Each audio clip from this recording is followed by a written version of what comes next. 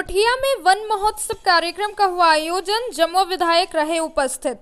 One पर्यावरण एवं जलवायु परिवर्तन विभाग के तत्वाधान में मंगलवार को हिरोडी थाना क्षेत्र के गुठिया में वन महोत्सव कार्यक्रम का आयोजन किया गया। कार्यक्रम का उद्घाटन स्थानीय भाजपा विधायक केदार हाजरा, जीप अध्यक्ष मुनिया देवी, पश्चिमी वन प्रमंडल पदाधिकारी अंकित कुमार सिंह व अन्य जनप्रतिनिधियों ने संयुक्त रूप से दीप प्रज्वलित कर किया। इस दौरान विधायक केदार हाजरा ने कहा कि वन जीवन है। इंसान को यदि इस धरती पर जीवित रहना है तो उसे सांस लेने की जरूरत है। यदि सांस लेने में ऑक्सीजन नहीं होगी तो हम जीवित भी नहीं होंगे। जिस तरह से रहना, खाना, पीना, सोना जरूरी है, वैसे ही सांस लेना भी अति आवश्यक है। सांस लेने का एकमात्र जरिया है, वे है वृक्ष।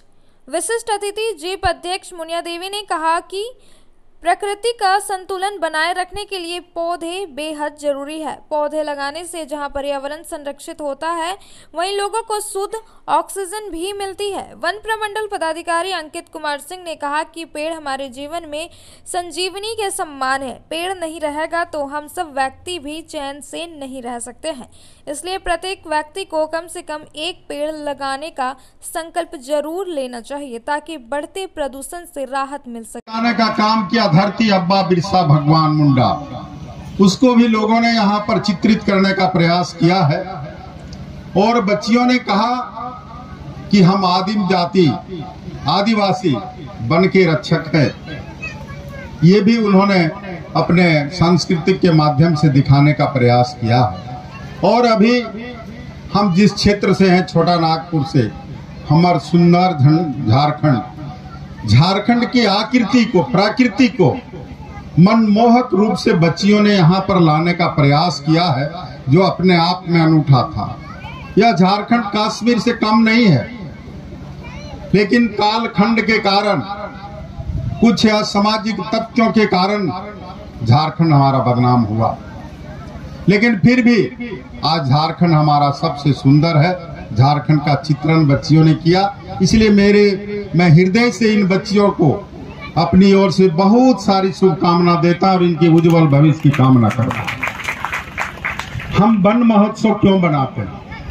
1950 जब देश आजाद होने के बाद अंतरिम सरकार थे के मुंशी जी ने वन महोत्सव का पर्व मनाना शुरू किया।